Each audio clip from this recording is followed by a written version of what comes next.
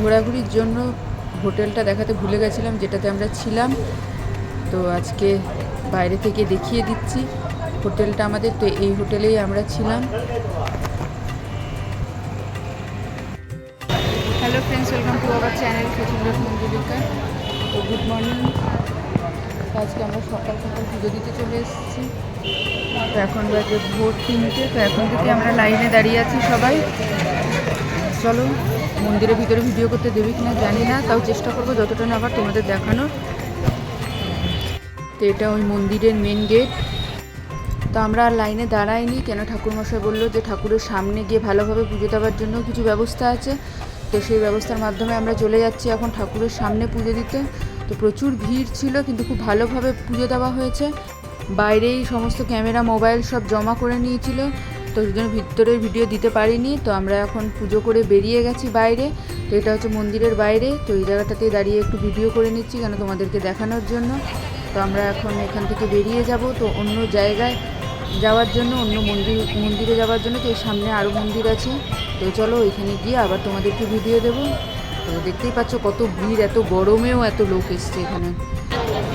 তো এখান থেকে সামনে একটা কাল ভৈরব মন্দির আছে এখানে। তো চলো এখানে যাই আমরা।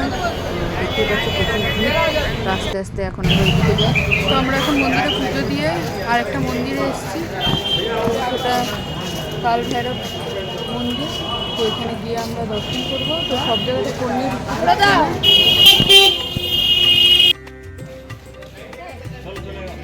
তো এইখানেও প্রচুর লাইন পড়েছিল। তো এইখানেও আমরা লাইনে দাঁড়াইনি। তো এখানেও ঠাকুরমশাইকে বলে সেরকম আমরা ডাইরেক্ট চলে গেছি, তো বিনা লাইনে দাঁড়িয়ে। তো দেখো পাশে লাইন পড়েছে, ওই লাইনে সবাই দাঁড়িয়ে আছে ভিতরে যাওয়ার জন্য। তো আমরা এবার রুমে চলে যাচ্ছি। তো আবার বেরোবো একটু পরে। তো এখন আমরা যাচ্ছি সবাই গঙ্গা স্নান করতে। বাবা খোলা ওটা মাথাটা। আবার গঙ্গা স্নান করতে গিয়ে আবার তোমাদের।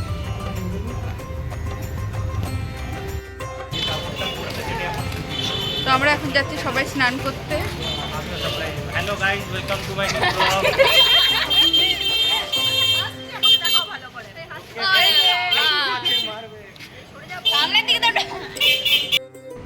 তো আমরা চলে এসেছি এখন স্নান করতে। তো বিশাল বড় ঘাট। তো ফোন নিয়ে এসেছি, বাট সেরকমভাবে তো জলে আর ভিডিও দিতে পারবো না। তো উপর থেকে একটুখানি তোমাদেরকে দেখিয়ে দেবো। তো তোমাদের দাদা ভিডিও করে নেবে একটুখানি, তারপর তোমাদের দাদাও যাবে স্নান করতে। তো এই যে আমরা এখন এখানে বসে একটু স্নান করছি। তো আমার মাকে করিয়ে নিচ্ছি, তারপরে আমরা সবাই যাব ভিতরে স্নান করতে, কেন মা একটু ভয় পাচ্ছিল তাই। তো আমাদের গঙ্গা স্নান হয়ে গেছে। তো দারুণ মজা হলো আর খুব ভালো লাগলো, শান্তি লাগলো। আর এখানে ড্রেস চেঞ্জ করারও জায়গা আছে, তো সব সুবিধাই আছে। তো আমাদের হয়ে গেছে এখন। তো আমরা এখানে বসে নিয়েছি একটুখানি ছাওয়ার মধ্যে। তো ছাওয়ায় বসে তারপর আমরা চলে যাবো, কারণ এখান থেকে আমাদের রুম সামনে।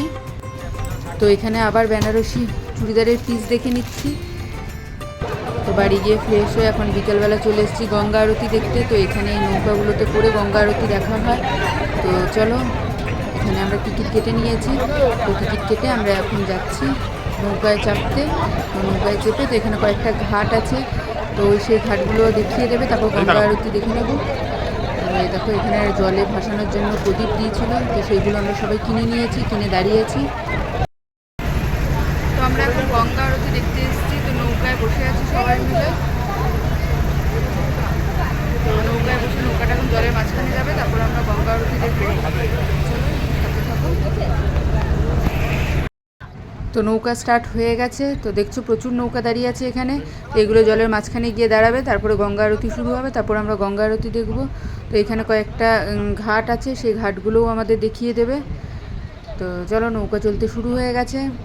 তো দেখো কত নৌকা, কত লোকজন জলে। আর দারুণ লাগছিলো এই জায়গাটা, জলের মাঝখানে নৌকায় করে।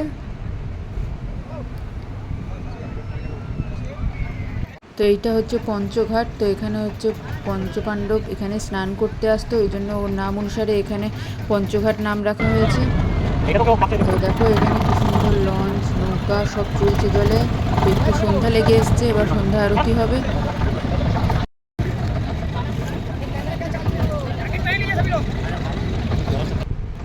তো তো এটা হচ্ছে রাজার ঘাট। তো এটা রাজা হরিশ্চন্দ্র এখানে এসেছিলেন স্নান করতে, তো এই ঘাটটা ওর ভালো লেগেছিলো বলে তার নাম অনুসারে এখানে এই ঘাটের নাম রাখা হয়েছে।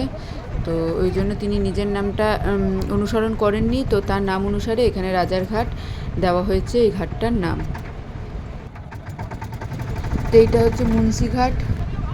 তো আরও এরকম অনেক ঘাট আছে, তো সবগুলো নেওয়া হয়নি ভিডিও।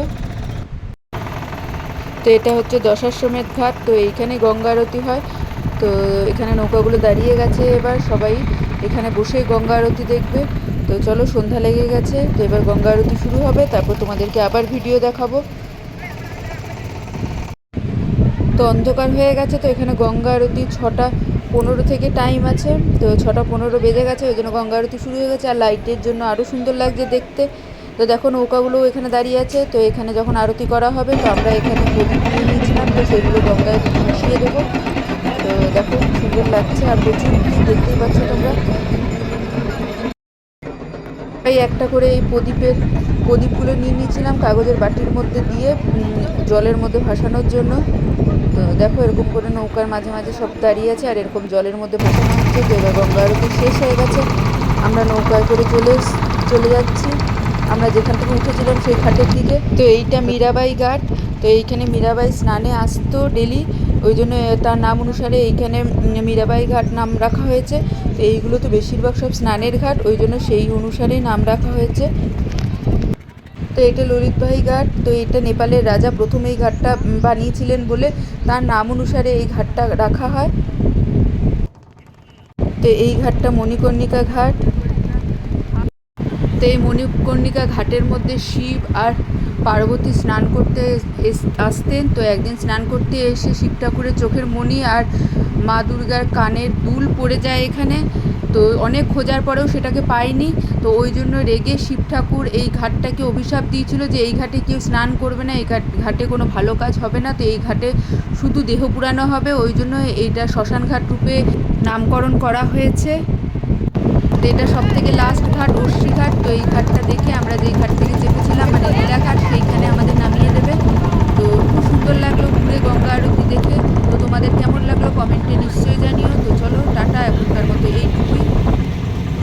তো আমরা গঙ্গার ঘাট থেকে চলে এসেছি। তো এখানে একটা হোটেলের মধ্যে খেয়ে নেব, তো খেয়ে একবারে রুমে যাব। তো এখানে আমরা ধোসা, পনির, রাইস সব এগুলো নিয়েছি। তো নিয়ে আমরা এখন খাওয়া দাওয়া করে নেব। তো খেয়ে আমরা হোটেলে চলে যাব। ভিডিওটা এখানেই শেষ করছি। ভিডিওটা ভালো লাগলে like, comment, share and subscribe করে দিন।